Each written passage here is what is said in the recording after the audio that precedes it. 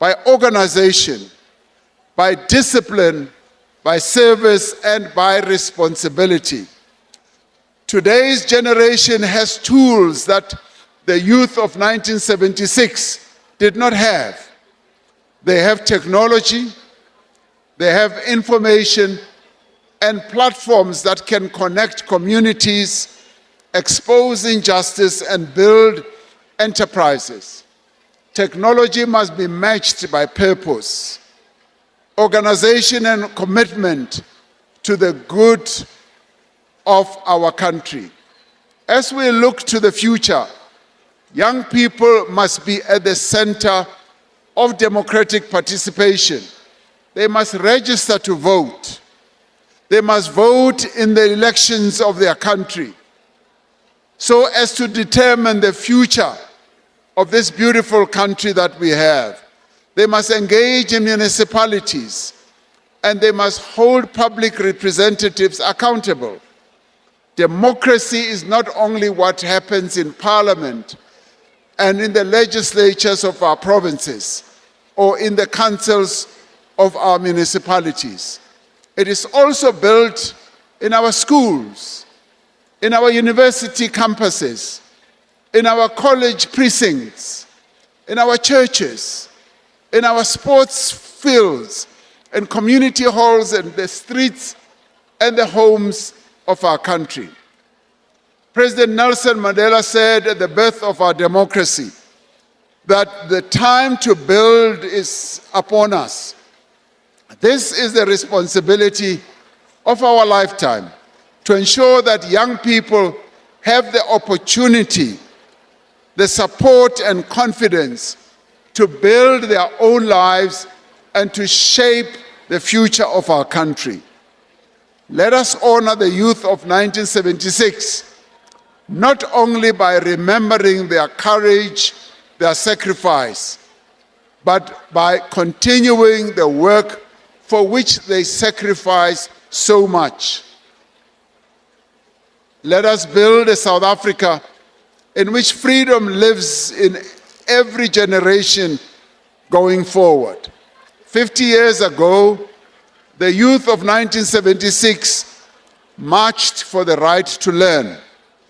They faced down bullets, armed with nothing but the conviction that their minds mattered. Today's generation inherits that courage, but the battle has changed. The youth of 1976 fought exclusion. They fought oppression. Ours must fight unemployment, poverty, and inequality. Theirs was the struggle to enter the classroom.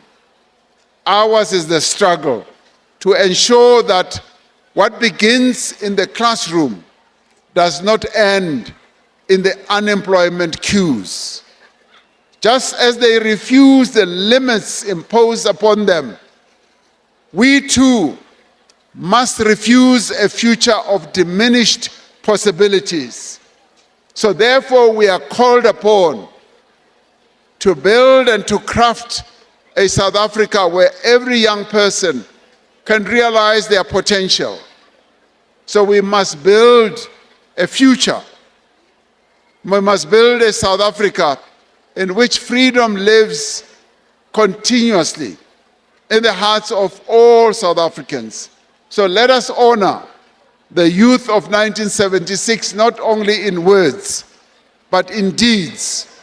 And that is why the demands that have been put forward must be actualized and they must be addressed.